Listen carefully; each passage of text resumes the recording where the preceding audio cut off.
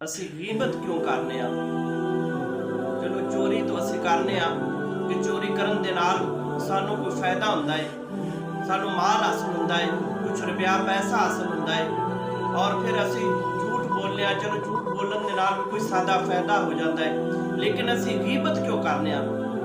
ਇੱਕ ਦਿਨ ਇਮਾਮ ਅੰਬਿਆ अलैहिस्सलाम ने बयान फरमाया कि गीबत जिहड़ा है, अगर कोई इंसान कोई भी गुनाह करता है, उसकी अल्लाह की बारगाह के अंदर तौबा करता है तो खालिक कायनात उन्हें माफ़ी दे देता है।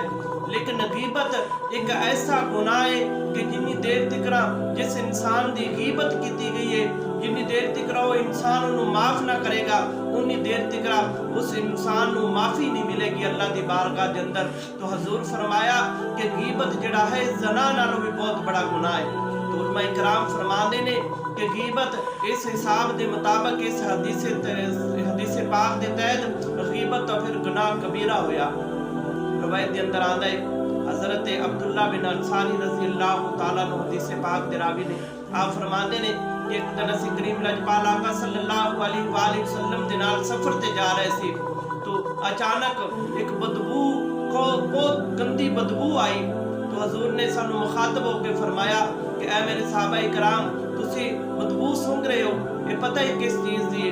तो असीं अर्ज़ कीती या रसूल अल्लाह तुसी जानदे हो कि ये बदबू किस चीज़ दी है? हजूर फरमाया कि ये गीबत दी बदबू है।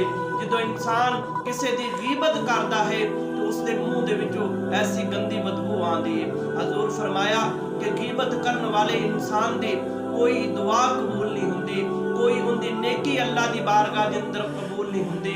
और तीसरे नंबर पे हजूर फरमाया कि उसका जिहड़ा नामा अमाल है उसके अंदर कोई नेकी दर्ज नहीं की जाती, उसके अंदर गुनाह ही दर्ज किए जाते हैं। जिस इंसान की वो गीबत करता है उस इंसान के गुनाह भी उस गीबत करने वाले शख्स के नामा अमाल के अंदर लिखे जाते हैं, और जिस इंसान गीबत करता है उस इंसान दियां नेकियां उस इंसान के नामा अमाल के अंदर लिखियां जांदियां ने।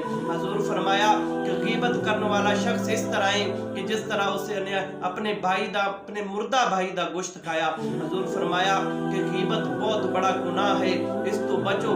उन्नी देर तक इंसान को गीबत की माफ़ी नहीं मिलेगी जिन्नी देर तक गीबत करने वाला उन्हें माफ़ ना करेगा।